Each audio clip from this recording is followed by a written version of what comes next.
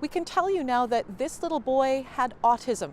CBC spoke with his daycare worker, the woman who dropped him off for his first day of kindergarten yesterday. She said at daycare, the boy always had one-on-one support, and she says that's something he should have had at school. Even just a few hours after the boy died, families were out creating makeshift memorials. We have a 3-year-old boy ourselves, and it kind of hits close to home when you hear something like this, and especially when you got little ones yourself.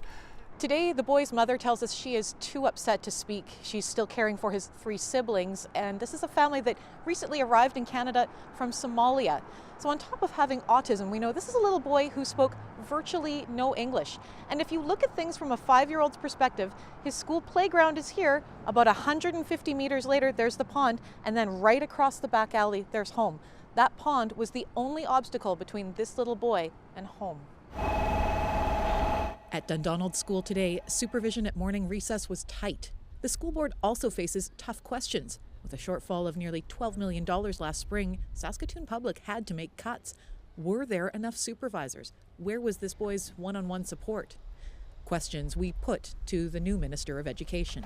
Is this a direct result of the cuts that led to fewer educational assistants? Well, one thing I am going to say, and that is that I don't believe that this is the appropriate time in light of the tragedy we're facing in Saskatoon and that this family is facing to see it in any other way than as a tragic occurrence. Bronwyn Eyre tells CBC there were supervisors on Dundonald's playground, at least initially. A number of people also say either the playground or the pond should be fenced. Troy Davies is the ward councillor. I've had people saying it's not the fence, it wouldn't have helped. I think it's just in that time of desperation where we all have kids. My daughter played in that park. We live adjacent to the park. And so it really hits home, and it's one of those things where you want to have an answer, and you want it now. And that's just human nature.